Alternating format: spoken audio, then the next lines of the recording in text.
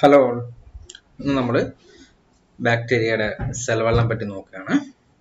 Okay, നമുക്ക് അറിയാം കുറച്ച് കാര്യങ്ങളൊക്കെ നമ്മൾ നേരത്തെ പറഞ്ഞിട്ടുണ്ടായിരുന്നു.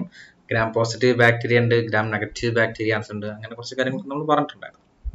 ഓക്കെ, നമുക്ക് ആദ്യം സെൽ വളനെ പറ്റി നോക്കാം. That is structure and functions of cell components. First one ആണ് സെൽ വാളാണ്.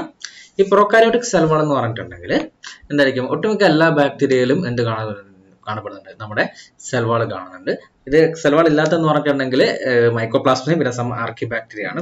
മൈക്കോപ്ലാസ്മ മീൻസ് എന്തായിരിക്കും, naturally cell wall division forms of bacterias ആയിരിക്കും. And this cell wall acts as the outermost covering present in almost all bacteria. And what are the different functions of cell wall എന്ന് പറഞ്ഞിട്ടുണ്ടെങ്കിൽ cell wall gives the shape and rigidity to the cell. അതായത് ബാക്ടീരിയക്ക് ഈ cell wall ആണ് അതിന് corresponding, അതിന് ബാക്ടീരിയക്ക് cell ഷേപ്പും അതുപോലെ തന്നെ സെൽസിന്റെ റിജിഡിറ്റി ഒക്കെ പ്രൊവൈഡ് ചെയ്യുന്ന ആരാണ്, സെൽ വാൾ ആയിരിക്കും. And it also surround the cytoplasmic membranes and it can hold cells together and prevent cell from bursting, that is cells burst പൊട്ടി പോകുന്നതിനെ പ്രിവെന്റ് ചെയ്യുന്നു. and it also helps the cell division, cells നെ divide ചെയ്യുന്നതിനും എന്ത് help ചെയ്യുന്നുണ്ട്, നമ്മുടെ cell വാളിന്റെ help ഉണ്ട്. സെൽ വാളിന്റെ മെയിൻ ഫംഗ്ഷൻ എന്ന് പറഞ്ഞിട്ടുണ്ടെങ്കിൽ they provide shape and rigidity to the cell and surrounds cytoplasmic membrane, and it can hold cells together and prevents the cell from bursting, and it also helps in cell division. ഇത്രയാണ് cell വാളിന്റെ main functions എന്ന് പറഞ്ഞിട്ടുണ്ടെങ്കിൽ. Then നമ്മൾ staining പ്രോപ്പർട്ടിന്റെ ബേസിൽ നമ്മൾ on the basis of staining property we can divide bacteria into two, that is gram positive bacteria and gram negative bacteria എന്നുള്ള രീതിയിൽ നമുക്ക് staining പ്രോപ്പർട്ടിയുടെ ബേസിൽ നമ്മൾ ബാക്ടീരിയ രണ്ടായിട്ട് ഡിവൈഡ് ചെയ്യാണ്. നമുക്ക് പഠിക്കേണ്ടിയിട്ടുള്ള എളുപ്പത്തിലാണ് നമ്മൾ അങ്ങനെ ഡിവൈഡ് ചെയ്യുന്നത്. ഓക്കെ, ഇന്ന് നമ്മൾ സെൽ വാൾ നോക്കുന്ന സമയത്ത് cell wall of gram positive bacteria is more thicker than that of the gram negative bacteria, and the thickness of gram positive bacteria is cell wall is about 20 to 25 nanometer, and that of gram negative bacteria is 10 to 15 nanometre ആയിരിക്കും. അതായത് നമ്മുടെ ഇതിന്റെ cell വാളിന്റെ thickness നോക്കുന്ന സമയത്ത് gram positive ബാക്ടീരിയക്ക് എന്തായിരിക്കും, compare to that of gram negative bacteria thickness കുറച്ച് കൂടുതലായിരിക്കും. ഓക്കെ, ഇതിനകത്ത് 20 to 25 നാനോമീറ്റർ തിക്നെസ് ആയിരിക്കും സെൽ വാൾ ഗ്രാം പോസിറ്റീവിന് ഉണ്ടാവുക.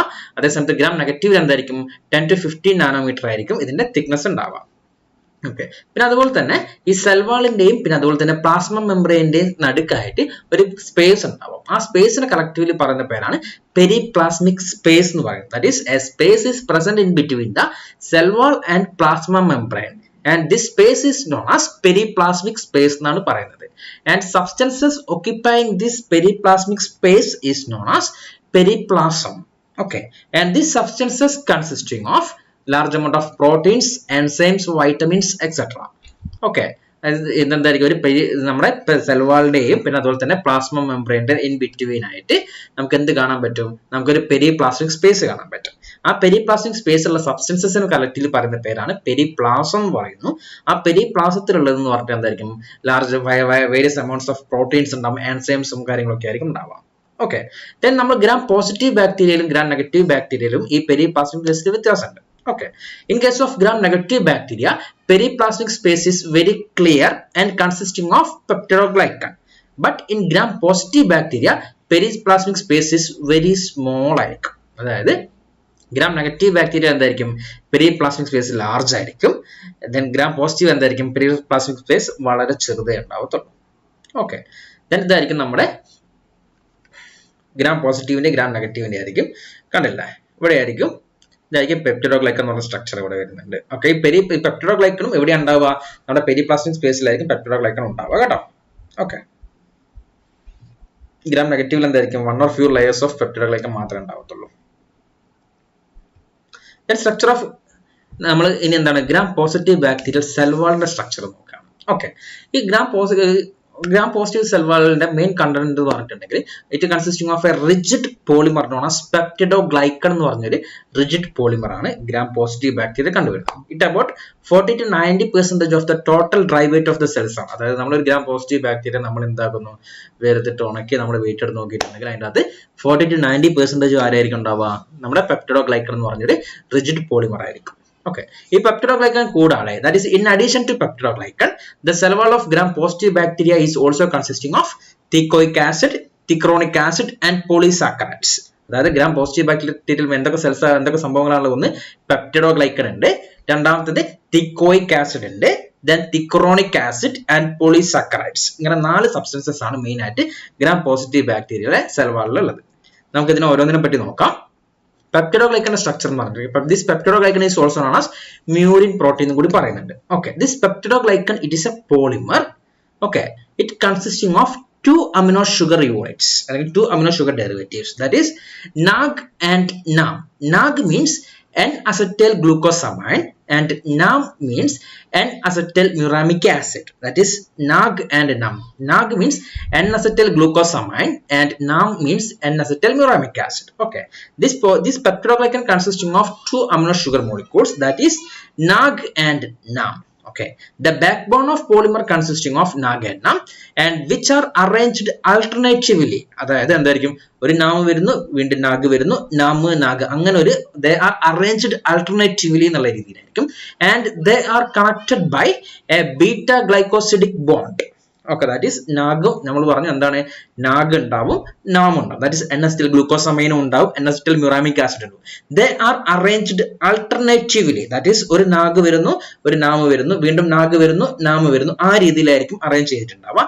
And they are connected by beta glycosidic bond. ഒരു ബീറ്റ ഗ്ലൈക്കോസിഡിക് ബോണ്ട് വെച്ചിട്ടായിരിക്കും ഈ നാഗിനെയും നാമിനെയും തമ്മിലുള്ള അറ്റാച്ച്മെന്റ് നടന്നിട്ടുണ്ടാവുക. Okay, then in addition to NAG and NAM, that is നാഗും നാമും അല്ലാണ്ട് in addition to NAG and NAM, peptidoglycan is also consisting of a tetrapeptide chain. Tetra എന്ന് പറഞ്ഞാൽ എത്ര? 4 അല്ലേ? Tetrapeptide chain. This tetrapeptide chain consisting of 4 amino acids. അതായത് പെപ്റ്റിഡോഗ്ലൈക്കനകത്ത് എന്തുണ്ട്? നാഗ് ഉണ്ട്, നാം ഉണ്ട് അല്ലെ? They are arranged alternatively and they are connected with the help of beta glycosidic bond. In addition to NAG and NAM, this peptidoglycan is also consisting of a tetrapeptide chain. This tetrapeptide chain consisting of 4 amino acids. These 4 amino acids are L-alanine at first position, D-glutamic acid at second position, and L-lysine at third position. This L-lysine is variable, and D-alanine at fourth position. Okay, that is ഇവിടെ നമുക്കൊരു പ്രത്യേകം ശ്രദ്ധിക്കാം എന്താണ്? LD.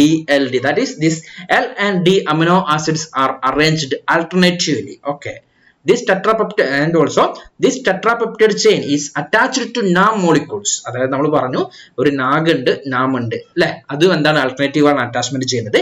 In between Nag and നാം there is a bond, it is known as beta glycosidic bond ഉണ്ടെന്ന് പറഞ്ഞു. Okay, then in addition to this NAG and NAM, this in addition to this NAG and NAM, this gram positive bacterial peptidoglycan is consisting of a tetrapeptide chain. This tetrapeptide chain consisting of 4 amino acids. The arrangement of amino acids are, that is L-alanine at first position and D-glutamic acid at second position and L-lysine at third position, and this L-lysine is highly variable and D-alanine at fourth position. Okay, ഈ ഒരു രീതിയിലായിരിക്കും ഇതിന്റെ tetrapeptide chains അകത്തുള്ള amino acids ന്റെ arrangement. That is this L and D amino acids are arranged alternatively. എന്താ ഈ L and D എന്നൊക്കെ കേട്ടിട്ടുണ്ടോ? That is L means levorotatory and D means destrorotatory. അതൊക്കെ നിങ്ങൾ കെമിസ്ട്രിയിലൊക്കെ പഠിച്ചിട്ടുണ്ടാവും അല്ലെ? Then നമ്മളിപ്പം പറഞ്ഞ എന്താണ്? നാഗ് ആൻഡ് നാം ഉണ്ടെന്ന് പറഞ്ഞു. ഈ നാം എവിടെ പോയിട്ട് tetrapeptide chain ഉണ്ടെന്ന് പറഞ്ഞു. This tetrapeptide chain is attached to NAM molecule. അതായത് NAM moleculeന്റെ മുകളിലായിരിക്കും ഈ tetrapeptide chain വന്നിട്ട് അറ്റാച്ച്മെന്റ് ചെയ്തിട്ടുണ്ടാവും. Okay, then neighboring tetrapeptide chains are connected by pentaglycine peptide intermediates. നമ്മൾ പറഞ്ഞു എന്താണ്? കുറെ നാം മോളിക്യൂൾ ഉണ്ട് അല്ലെ? ഈ നാം മോളിക്യൂളിന്റെ അടുത്ത് ആരുണ്ടാവുന്നു? ഈ ടെട്രാപെപ്റ്റൈഡ് ചെയിൻ പോന്നിട്ട് ഈ നാഗ് മോളിക്യൂളിന്റെ വന്നിട്ട് അറ്റാച്ച്മെന്റ് ചെയ്യുന്നു. Okay, then this neighboring tetrapeptide chain, അതായത് ഒരു നാമിന്റെ മുകളിലുള്ള ടെട്രാപെപ്റ്റൈഡ് ചെയിനും ഇപ്പുറത്തെ സൈഡിലുള്ള വേറൊരു നാമിന്റെ മുകളിലുള്ള ടെട്രാപെപ്റ്റൈഡ് ചെയിൻ തമ്മിലുള്ള ബോണ്ട് എന്തായിരിക്കും? pentaglycine peptide intermediate. പേര് തന്നെ ഉണ്ട് pentaglycine. penta means എന്താ? 5 അല്ലെ? 5 ഗ്ലൈസിൻ ബോണ്ട് ആയിരിക്കും അവിടെ വെച്ചിട്ട് നൈബറിംഗ് ടെട്രാപെപ്റ്റൈഡ് ചെയിൻ തമ്മിലുള്ള അറ്റാച്ച്മെന്റ് ഉണ്ടാവാം. ആ നൈബറിംഗ് ടെട്രാപെപ്റ്റൈഡ് ചെയിന്റെ അറ്റാച്ച്മെന്റ് എങ്ങനെയാന്ന് പറഞ്ഞിട്ടുണ്ടെങ്കിൽ the bond is formed between the terminal D alanine, അതായത് ഫോർത്ത് പൊസിഷനിലുള്ള D alanine of one tetrapeptide chain and third പൊസിഷനിൽ ആരുണ്ട്? L-lysine of the neighbouring tetrapeptide chain. അതായത് ഒരു മോളിക്യൂളിന്റെ അടിയിലുള്ള ടെട്രാപെപ്റ്റൈഡ് ചെയിനിന്റെ ഡി അലാനിനും then neighboring tetrapeptide ചെയിനിന്റെ തേർഡ് പൊസിഷനിലുള്ള എൽ ലൈസിനും തമ്മിലായിരിക്കും ബോണ്ട് ഉണ്ടാവും. ഏത് ബോണ്ട് ആയിരിക്കും? പെന്റാഗ്ലൈസിൻ പെപ്റ്റൈഡ് ഇന്റർബ്രിഡ്ജ് എന്ന് പറഞ്ഞ ബോണ്ട് ആയിരിക്കും ഉണ്ടാവുക. ഓക്കെ, ഇപ്പൊ അതിന്റെ സ്ട്രക്ചേഴ്സ് നോക്കാം. ഇതാണ് നാഗ് നാമ് എന്തായിരിക്കും? ദേ ആർ അറേഞ്ച്ഡ് ആൾട്ടർനേറ്റീവ്ലി ആയിരിക്കും. Then in between this NAG and NAM are connected with the help of beta 1,4 glycosidic bond, like simply beta glycosidic bond. Okay, then in addition to NAG and NAM, this tetrapeptide chain is also consisting of a 4 amino acids, that is one tetrapeptide chain. This tetrapeptide chain consisting of L-alanine, D-glutamic acid, L-lysine and D-valine. Okay, this L and D amino acids are also arranged alternatives. Then ഇതിന്റെ bond എങ്ങനെയായിരിക്കും? The neighboring tetrapeptide chains are connected with the help of pentaglycine peptide interbridge. ഇവിടെ നമുക്ക് നോക്കിയാൽ കാണാം 1 2 3 4 5 5 ആണ്. That is pentaglycine peptide interbridge. അത് എവിടെയാണ് form ചെയ്യുന്നത്? ഒരു നാമിന്റെ അടിയിലുള്ള 4th പൊസിഷനിലുള്ള D-alanine the neighboring tetrapeptide chain അകത്ത് 3rd പൊസിഷനിലുള്ള L-lysine തമ്മിലാണ് ബോണ്ട് വരുന്നത്.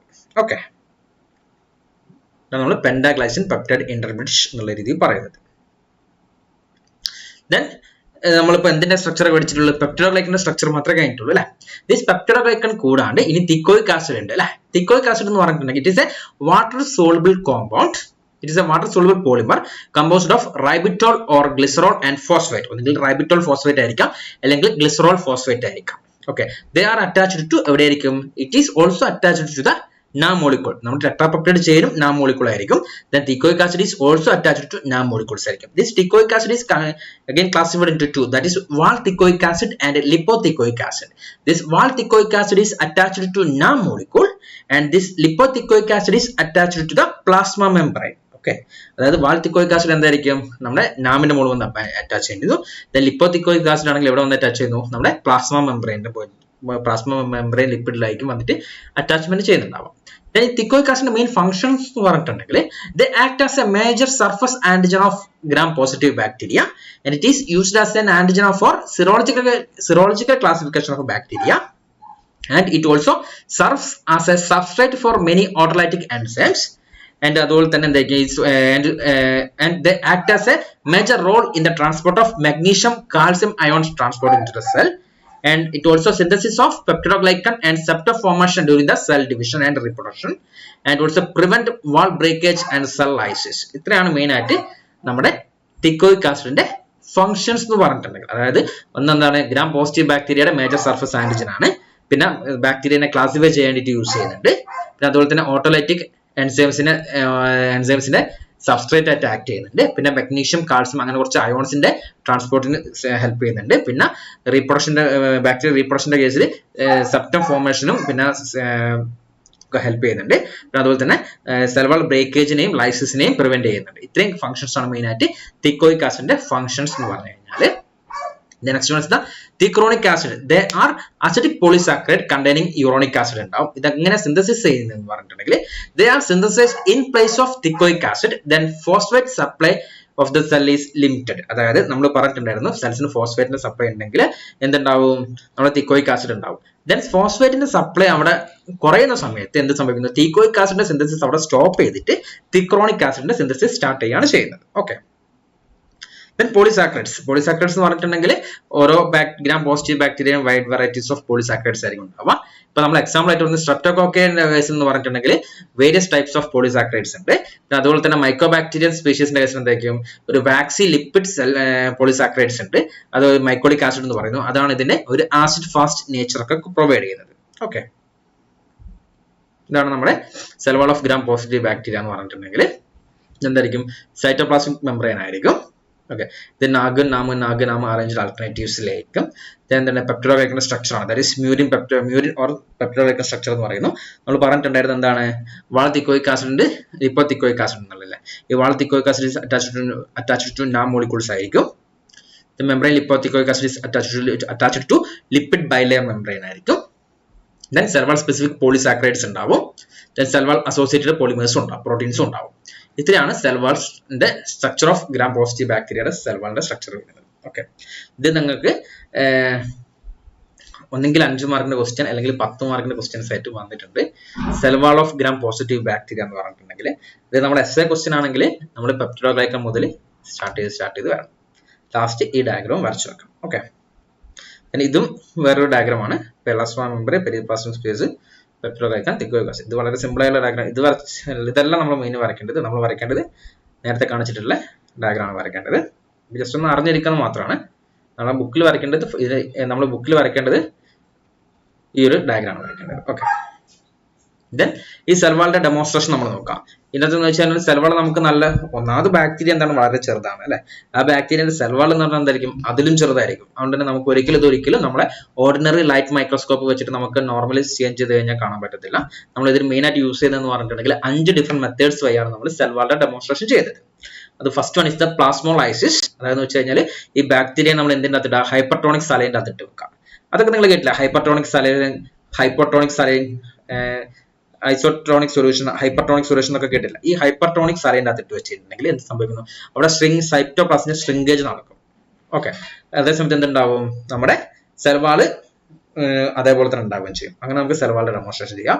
Then micro digestion, then reaction with specific antibodies, then with the help of electron microscope and also by using special staining methods.